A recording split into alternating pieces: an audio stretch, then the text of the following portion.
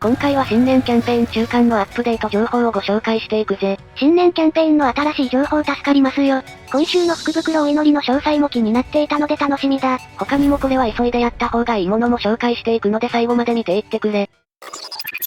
ではまずはじめに早めに終わらせておくべき緊急性の高いものを紹介していくよ。はじめにメイン探索飛風ロストワードドロップ3倍キャンペーンが1月10日で終わってしまうよ。仲間を強くする上で重要な装備品である絵札を確保強化するために周回していたと思うぜ。今集めている絵札でまだ貫突できていないのがあればこの期間中にやっておきましょう。続いて永遠戦線早期開催復刻が2025年1月10日で終了するぜ。永遠戦線早期開催は、3つのエリアが存在し、1つのエリアごとにチームを編成して戦っていく総力戦です。1エリア最大6人、3エリアで最大18人の仲間を編成して挑む連戦型のイベントになりますよ。獲得できる絵札の狩るものは速力の補正値がズバ抜けて高く、装備スペカのエネルギー弾の威力を 50% アップを持つので新春アオレイムと相性がいいのよね。絵札の名前をハンターのタイトルみたいにしないで。新春アオレイムを獲得した方は追い込みをかけた方がいいね。などと。その気になっていたお前の姿はお笑いだったぜ。また後で紹介するけど、すぐに永遠戦線早期開催復刻版が出るのでそっちで追い込みをかけるといいぜ。同じく永遠戦線リミテッドも2025年1月10日で終了。こちらの永遠戦線で手に入る絵札の結果以上はジェニックキャラを強化しやすい絵札となっているぜ。福袋ガチャなんかでジェニックを獲得した方は追い込みをかけましょう。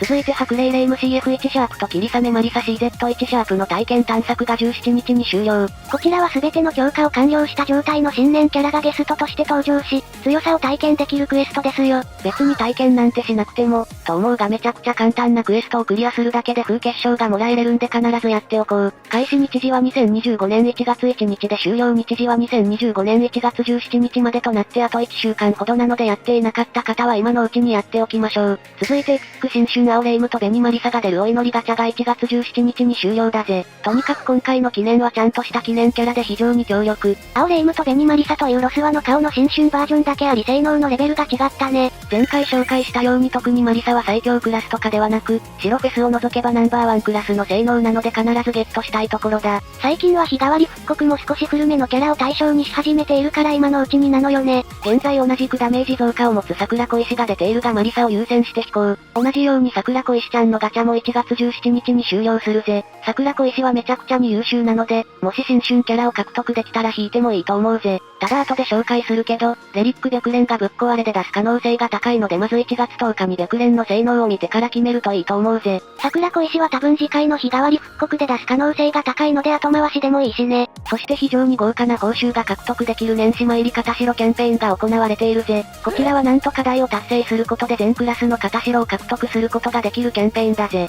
つまりエピックやレリックの限界突破素材を獲得できるので絶対やらないと。課題に関しては初心者さんでも達成できるレベルであり、終了日時が2025年1月31日まで開催されているからしっかりとやっておこうぜ。新年キャラはエピックなので片白が手に入れるのはでかい。1月31日までと余裕はあるが、課題の中には15日間ログインがあるので半月ログインをしないと積むから注意してくれ。今バウンティとかモンストとか面白い時期だけど並行してログインしないとね。皆さんロスワがメインなので大丈夫でしょう。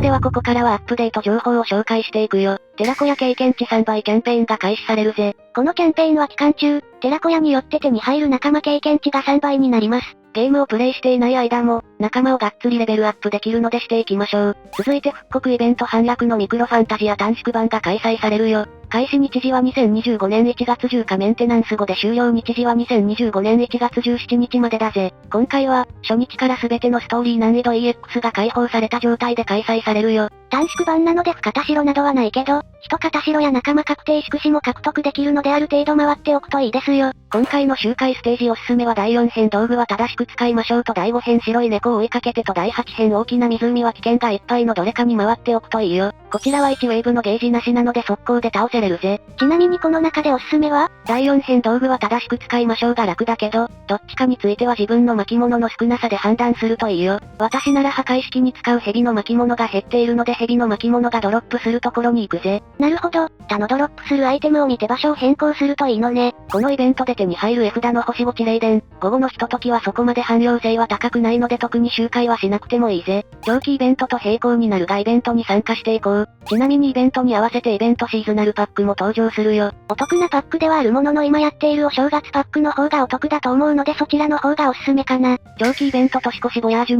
2024、2025後半については2025年1月24日の午前までとなっているよ。期間はまだあるけどぼちぼちやっておいた方がいいね。残りの14日なら100個は軽くいけるので、メイン探索絵札周回とかこう待とうとかやりながらぼちぼち集めておこう。長期イベントはレアイベントポイントでエピックやレリックの限界突破素材が獲得できるぜ。レアイベントポイント250ポイントで全ての片白を回収することできますよ。レアイベントポイント250個集めるのはかなり大変だけど、最近は復刻などで新しい仲間をみんなたくさん確保していると思うから、できる限り限界突破できるように。レアイベントポイント250個集めよう。レアイベントポイント250ポイント集めるの頑張ります。そして永遠戦線早期開催 VS 水着や雲ゆかりが復刻。今回のエリアは金属製と土属性が有効になるぜ。L シリーズからは土属性最強格のケーキ、金属性最強格の桃代や、両方持っていて、片落ちフェス最強の腕河川、持っていれば工場最強の美天ちゃんは土と金属性なのでおすすめ。結構 L1 から有能なキャラを連れていける属性なので初心者でも行きやすいですね。エピックレリックなどのメインからは先恋し、水着ヨウム、超フェススイカ、レリック河川などがメイン火力として活躍すると思うぜ。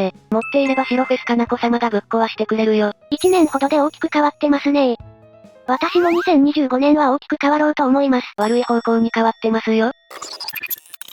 ではここからはみんな大好きガチャ更新情報だぜ。2025年1月10日西木の眺めに真理を見たレリックお祈りにてレリック白蓮が登場するよ。ホーリーアゲイン聖白蓮 L80 の登場確率がアップしたお祈りが登場するぜ。歴代の白蓮はかなり優秀なキャラでよく出されるし、新春お祈りでみんなも風結晶が減った頃なのでかなり強い性能で出されるのが予想されるぜ。ロスワの紫髪お姉さんキャラは強キャラで出す傾向にありますからね。ほんまやん。そしてレリック白蓮のガチャに合わせて VS 福霊が新たに登場。今回は豊里耳のみこ L80 の福霊ボスが襲来。見事勝利できれば、星越札ホーリーアゲインが初回クリア報酬や確率でのドロップで獲得できますので、仲間を育てて挑戦してみましょう。また、VS 福霊とよさと耳のみこ L80 では、DF だ報告通りだわもドロップするぜ。あと敵が L80 の巫女となっているので、かなり近いうちにレリック巫女も登場するのが予想できるぜ。白蓮のストーリーで立ち絵も確認できそうだ。そして記憶遺跡が追加されるぜ。レリックお祈りで登場するキャラクターの紹介シナリオを見ることができる常設イベント記憶遺跡に新たな探索が追加。対応する課題のクリアで、MV のワンシーンを切り取った絵札が獲得できるぜ。レリック専用絵札は優秀なものが多いので獲得しておこう。白蓮の登場に合わせて白蓮 L80 育成パックが登場。期間限定でホーリーアゲイン聖白蓮 L80 の育成アイテムがお得に手に入る白蓮 L80 育成パックが2種類登場します。どちらのパックも、ホーリーアゲイン聖白蓮 L80 の昇格に特に多く必要な巻物3がセットになっており、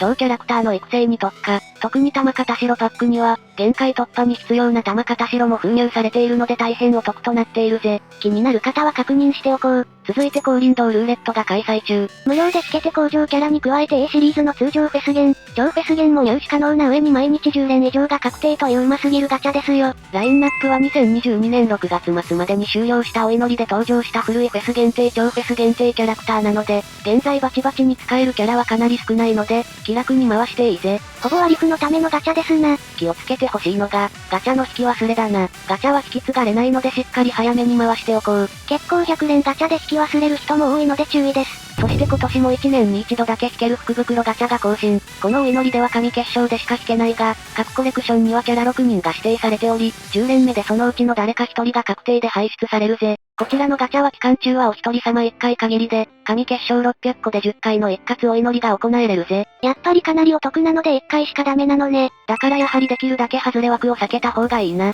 それで今週のラインナップはどんな感じなのみょん？まず一つ目は攻撃式プラス支援式について見ていこう。優秀なキャラはレリック河川と超フェススワコ、冷戦ぐらいだな。あとは古いので今の環境では使いづらいというか同じ超フェスで上位互換がポンポンいるのが現状だ。超フェスも飛び抜けて強いかというとそうでもないし、レリックとエピックも少ないしこれはスルーでしょうね。レリック河川が欲しい方は日替わりまで待った方がいいかも。エクストラ以上のキャラが一人だけなのはこの組だけなので我慢して待った方がいいね。では続いて破壊式プラス技巧式を見ていこう。レリックかなこ様がメインのラインナップか。いやどう見ても4周年で学生人気1位の桜フランドールでしょ。これはもうフランドールが好きなら引いてもいいという感じのラインナップだぜ。それ以外はスルーするのがいいね。へえ、結構優秀そうだけどそうなの？まず桜フランについては弱くはないが強くもないというのが現状だな。別に弱いってことはないんだが、ちょっと使いづらい性能をしていたんだ。まず良くなかったポイントは桜小石は新年蓄積の結界枚数に応じてダメージ増加という強力なスキルを持っていて、フランはただの自分だけ禁止解除するという圧倒的な不遇スキルを与えられたんだ。まだ味方全体なら優秀だけど、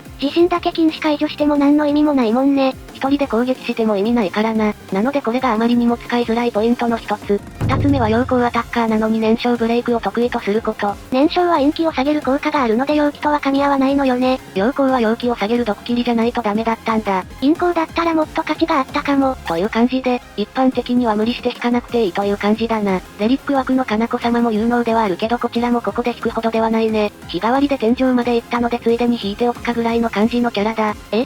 全キャラ最強キャラじゃなかった天の？皇でも受けましたか？超フェスのスイカは強いが、その他はまあまあなので無理して引くようなラインナップではないぜ。続いて速攻式プラス妨害式なんだけど、めちゃくちゃにおすすめだ。まず水着赤マリサは単体殲滅力なら右に出る者がいないキャラだ。スペカは全部単体だけど、150% の残裂弾を装備していて特攻も妖怪特攻持ちというラスワレベルの威力を出せれるんだ。ラスワは全体で2025年キャラと同じ 240% の残裂弾を装備しているし火力は今までなら白フェスを抜けば一番でした。さらに単体スペカオンリーということで普段使いは相変わらず弱めだが、前回の永遠戦線では単体相手も出てきてくれたおかげで需要が高まったんだ。しかもロスは最強で登場した新春紅マリサとの相性は抜群にいいので需要が高まっているんだぜ。心も防御デバフではなくて相手の攻撃力デバフが得意なので、普段使いは C ランクだけど、副霊ではかなり活躍できると思うぜ。副霊は結界が消失している状態で戦うので攻撃力低下は有効なのよね。そして超フェスがめちゃくちゃ充実している、高品質デバフとブレイク性能が高いドレミーなんかは、ちょうど今やっている赤マリサと相性がめちゃくちゃいいんだ。星属性なので同じステージで連れていけるし、ベニマリサはクリティカル攻撃バフが得意なんだけど、ドレミーはクリティカル防御力バフが得意なのでその面も相性がいいんだぜ。新春赤マリサのお供として使えるので当たればラッキー。つくもベンベンもベニマリサと同じ星属性でクリティカル防御力デバフが得意なので相性がいいぜ。ただつくもベンベンは硬質なのでその辺はドレミーと違って噛み合ってないがな。小町は最強テンプレな性能をしていて未だに最前線で戦えれるよ。今年のロスワを牛耳るであろう新春赤マリサと相性のいいキャラが多いのでこれは積極的に引いた方がいいですわ。まだ水着赤マリサを持ってないという方はこちらを引いてみよう。続いて紹介するのは防御式プラス回復式。こちらはあまりおすすめできないな。